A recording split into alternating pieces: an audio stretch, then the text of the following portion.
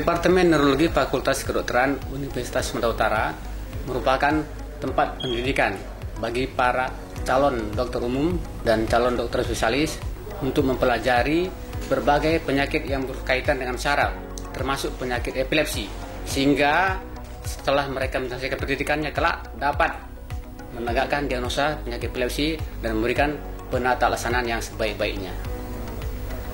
Sejak berdirinya SMF, Departemen Neurologi di Rumah Sakit Umum Pusat Haji Adam Malik ini, sampai dengan saat ini kami siap dan memiliki kemampuan untuk memberikan pelayanan dan pengobatan bagi penderita epilepsi yang datang kepada kami. Adapun pelayanan-pelayanan tersebut meliputi poliklinik epilepsi yang buka setiap hari dari mulai hari Senin sampai Jumat, unit gawat darurat yang buka 24 jam untuk kasus-kasus epilepsi gawat darurat, seperti kasus status epileptikus atau serangan kejang yang terus-menerus tidak berhenti. Ruang rawat inap terpadu atau perawatan intensif bagi penderita epilepsi yang memerlukan. Ruangan pemeriksaan penunjang berupa EEG, elektroencephalografi, CT scan maupun MRI yang bertujuan untuk membantu penegakan diagnosis yang tepat, sampai kepada obat-obatan yang diperlukan oleh penderita epilepsi. Kita harus membedakan dahulu antara bangkitan epileptik dengan epilepsi itu sendiri.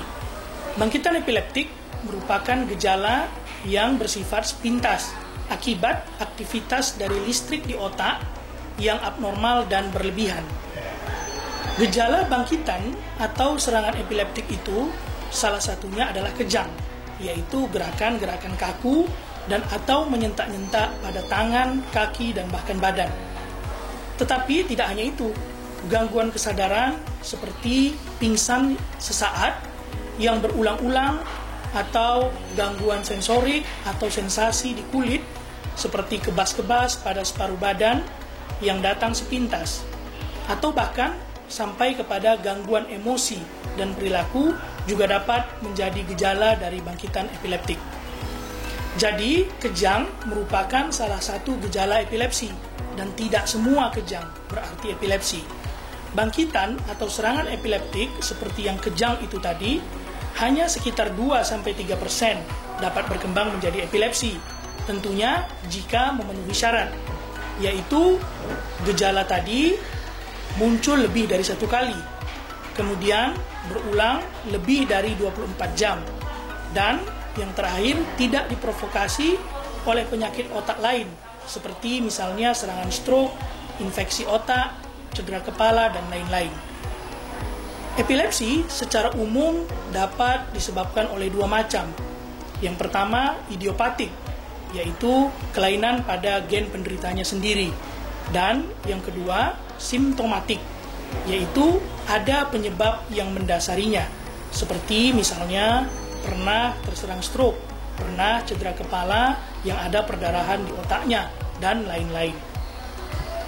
Hal yang sering terjadi di masyarakat kita saat ini, apabila ada pasien kejang di tempat umum, kita kerumuni, malah menjadi bahan tontonan. Itu merupakan hal yang salah. Seharusnya kita berikan tempat yang lowong untuk pasien dan penolongnya, agar sirkulasi udaranya juga menjadi lebih baik. Setelah beberapa saat, biasanya dalam waktu 5 menit pasiennya akan sadar. Kita amati saja, kita biarkan pasiennya beristirahat sejenak karena pasiennya akan keletihan. Apabila pasien tidak sadar dalam waktu 5 menit, segera bawa pasien yang mengalami kejang tersebut ke fasilitas kesehatan yang terdekat untuk mendapatkan pertolongan yang selanjutnya. Dan apabila pasien tersebut mengalami kejang dalam kondisi-kondisi tertentu, misalnya pasiennya dalam kondisi hamil, pasiennya pada waktu kejang mengalami cedera, atau pasiennya mengalami kejang di air, itu juga harus segera kita bawa ke rumah sakit pasiennya. Bagaimana menegakkan diagnosis epilepsi? Diagnosis epilepsi ditegakkan berdasarkan anamnesis atau wawancara kepada si pasien atau keluarga atau teman yang menyaksikan pada saat si pasien tersebut mengalami serangan epilepsi. Supaya kita mengetahui bagaimana bentuk dari bangkitan atau serangan tersebut. Kemudian dilakukan pemeriksaan fisik secara menyeluruh, termasuk pemeriksaan tekanan darah, denyut jantung, frekuensi nafas, dan suhu. Kemudian kita juga akan melakukan pemeriksaan saraf secara menyeluruh. Selanjutnya akan dilakukan pemeriksaan rekaman aktivitas listrik otak atau elektroensefalografi atau yang disingkat dengan EEG. Selanjutnya, jika kita mencurigai ada kelainan atau penyebab lain dari epilepsi tersebut, sebaiknya dilakukan pemeriksaan imaging seperti CT scan atau MRI kepala. Nah, apakah epilepsi itu bisa dikontrol atau disembuhkan? Epilepsi itu dapat terkontrol dengan obat, dengan syarat si pasien itu harus mengkonsumsi obat anti-epilepsi sampai dia tidak ada serangan atau bangkitan sama sekali selama 3 tahun. Jadi yang selama 3 tahun bukan mengkonsumsi obat anti-epilepsinya, tapi selama 3 tahun tidak ada serangan atau keluhan apapun dari si pasien epilepsi tersebut. Dan yang perlu diperhatikan lagi adalah apa pencetus dari epilepsinya, seperti kurang tidur, kelelahan, stres, lambat makan, dan demam. Ada banyak mitos-mitos yang berkembang mengenai epilepsi pada masyarakat. Salah satunya, epilepsi dikenal sebagai penyakit turunan, penyakit menular, ataupun penyakit kutukan. Di sini saya mau menjelaskan, epilepsi terjadi karena adanya gangguan listrik otak yang abnormal dan berlebihan, sehingga bukan diturunkan dan tidak menular. Mitos yang lain yang berkembang adanya tindakan-tindakan overproteksi baik dari keluarga ataupun dari masyarakat. Hal tersebut menyebabkan penderita epilepsi tidak dapat berkegiatan seperti layaknya orang normal. Bagi penderita-penderita epilepsi dengan bangkitan atau kejang yang terkontrol dengan mengkonsumsi obat epilepsi secara teratur dapat melakukan kegiatan seperti normal.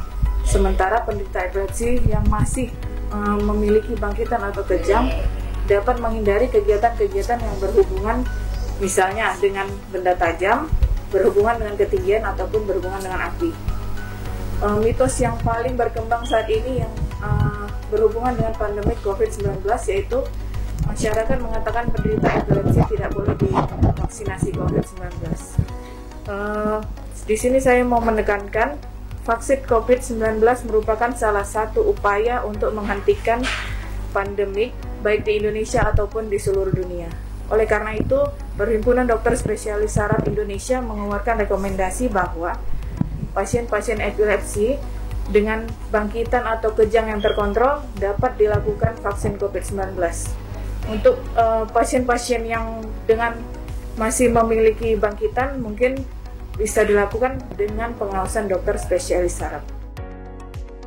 Elektroensefalografi atau yang kita singkat dengan EEG merupakan prosedur yang dilakukan untuk merekam gelombang listrik di otak sehingga dapat dinilai apakah gelombang listrik tersebut abnormal dan berlebihan atau masih dalam batas normal. Bila saat rekaman dilakukan muncul bangkitan atau serangan epilepsi atau penderitanya kumat, maka EEG ini bisa menunjukkan kelainan listrik yang abnormal dan berlebihan di otak. Tetapi, jika tidak kumat pada saat rekaman, kemungkinan bisa didapati pada rekaman gelombang listrik yang abnormal dan berlebihan hanya 50%. Jadi, seseorang tidak mutlak harus ada kelainan pada EEG baru bisa didiagnosis epilepsi. Dengan wawancara dan pemeriksaan klinis yang baik, sudah cukup untuk mendiagnosis epilepsi. Sedangkan EEG untuk membantu menguatkan diagnosis. Saat pandemi seperti sekarang ini, EEG tetap dapat dilakukan, tentunya dengan syarat-syarat. 1.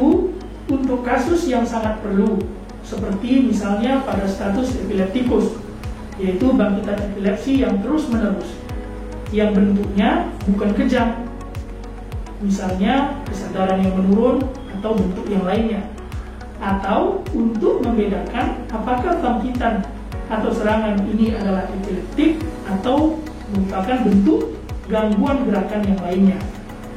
Yang kedua, jika dilakukan EEG, maka pasien, dokter, dan perawat yang bekerja di EEG harus memakai alat pelindung diri. dan bila memungkinkan sangat disarankan untuk dilakukan pengecekan COVID terlebih dahulu bagi pasien yang akan menjalankan EEG. Untuk salah satu prosedur yaitu hiperventilasi, di mana pasien melakukan nafas yang cepat dan dalam selama masa pandemi tidak dilakukan, dan sebelum serta sesudah pemeriksaan EEG dilakukan, maka alat dan ruangan dilakukan disinfeksi atau dibersihkan.